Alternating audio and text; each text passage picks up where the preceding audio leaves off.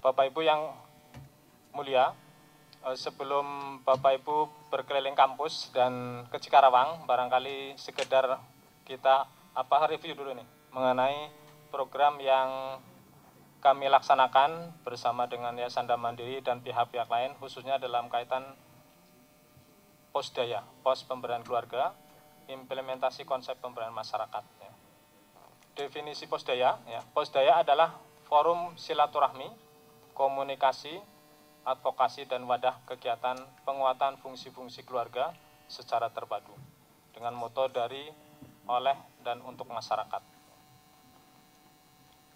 Posdaya merupakan wadah kegotong royongan dengan misi meningkatkan IPM. Fokus utamanya adalah keluarga miskin. Dengan titik sentral ada 4 bidang, yaitu bidang pendidikan, ekonomi, kesehatan, dan lingkungan. Teman-teman dari Universitas Negeri Gorontalo dengan 500 lebih desa nanti ya, mudah-mudahan bisa mengisi 4 bidang ini sesuai dengan potensi yang ada. Dan pola yang digunakan adalah bottom up planning dengan mengutamakan kemandirian dan keswadayaan.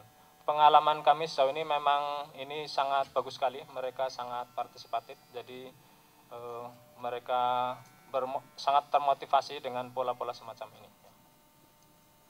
Peran Posdaya di sini bukan sebagai pesaing atau menggantikan kegiatan yang sudah ada. Mungkin sebelumnya sudah ada program-program apakah Posyandu atau lembaga-lembaga kelembagaan yang lain ya.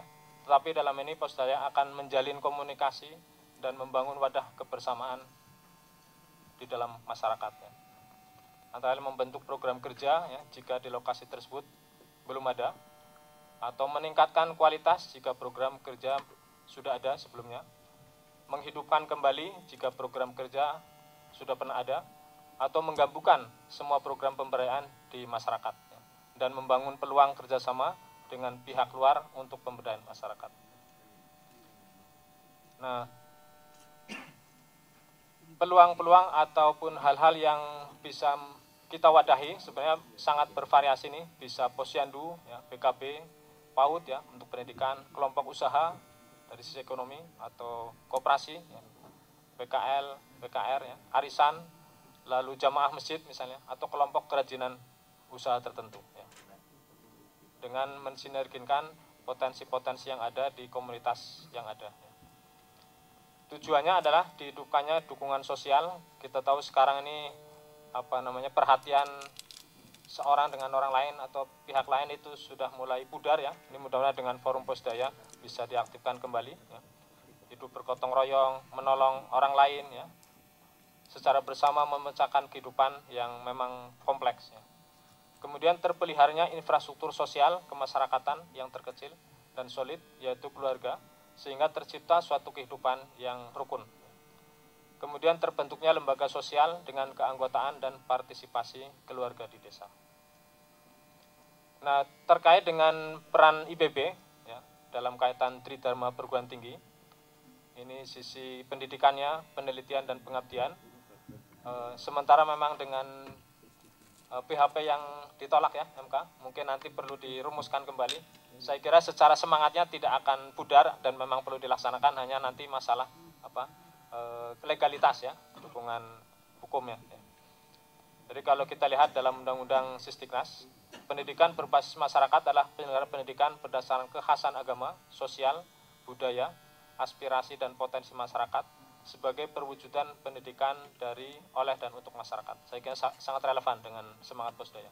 Kemudian perguruan tinggi mengembangkan religiusitas, kecakapan, keterampilan, kepekaan, dan kecintaan mahasiswa terhadap pemuliaan kehidupan umat manusia.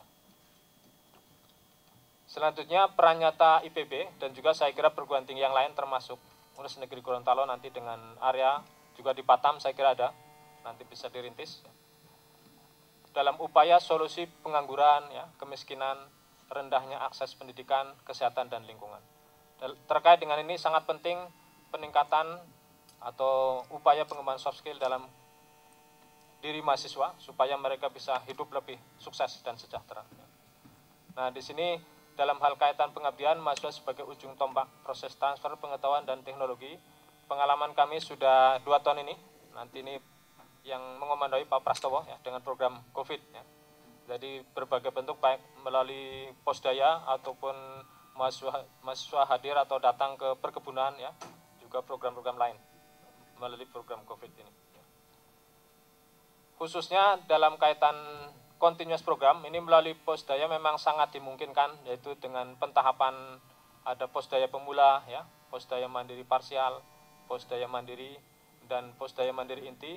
Ini membuka ruang gerak yang sangat dinamis untuk pengembangan masyarakat sesuai dengan kemampuan dan keswadayaan masing-masing.